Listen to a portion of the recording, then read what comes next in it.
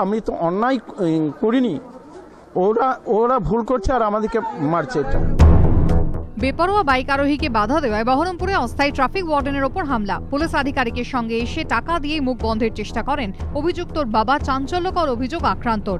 সোমবার সকাল 10:30 নাগাদ বহরমপুরে 34 নম্বর জাতীয় সড়কের ওপর ভাকুড়ি মোড়ে ট্রাফিক সামলাচ্ছিলেন সমাপ্তি কুমার মণ্ডল। বাইক আরোহী দুই যুবক সিগন্যাল ভাঙলে বাধা দেন তিনি। অভিযোগের পরে তার উপর হামলা চালায় বাইক আরোহীরা। বাধা দিলে স্থানীয় এক বাসিন্দাকেও মারধর করা হয়। ও তখন হিম্মত দেখেছে আমি কে তা জানিস, আমি এখানকার স্থানীয় ছেলে, খুব মেজাজ দিয়ে কথা বলেছে। দিয়ে ওরা বলছে স্থানীয় ছেলে হলে কী হবে, দিয়ে ওদের সাথে কিন্তু ঝামেলা হতে লাগলো। আমি সাইড করে দিলাম, ওদের সাথে ঝামেলা হতে লাগলো। ওরা দিয়ে ওদের সাথে মারামারি হলো। যে রাস্তাটা বন্ধ রেখেছে সেই রাস্তা দিয়ে একটি ছেলে মোটরসাইকেল নিয়ে চলে আসে। তখন সে জোর জবরদস্তি যেতে যায়, তখন ট্রাফিক তার মোটরসাইকেলের চাবিটা তুলে নেয়।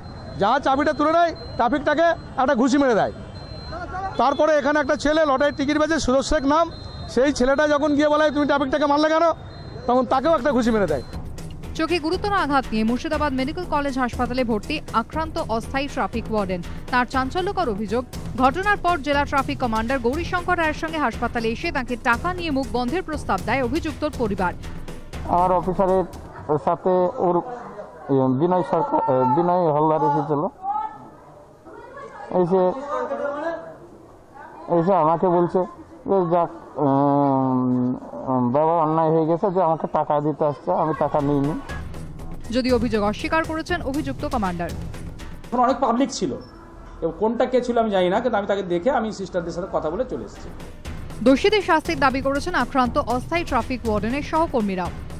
সামান্য 125 টাকা বেতন দেয়, কিন্তু আমাদেরকে খাটিয়ে নেয় প্রশাসন, দিনরাত খাটিয়ে নেয়। তাহলে আমাদের মধ্যে কোনো রকমের নেই যে প্রোটেকশন নেই, আমরা তো পাবলিকের প্রোটেকশন দিব কী করে?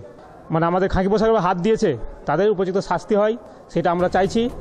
তবে এখনো কাউকে গ্রেফতার করতে পারেনি পুলিশ।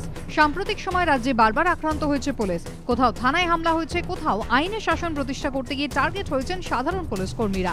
সাধারণ দুষ্কৃতীদের পাশাপাশি একাধিক ঘটনায় নাম জড়িয়েছে শাসক দলের নেতা কিংবা তাঁদের আত্মীয়দের।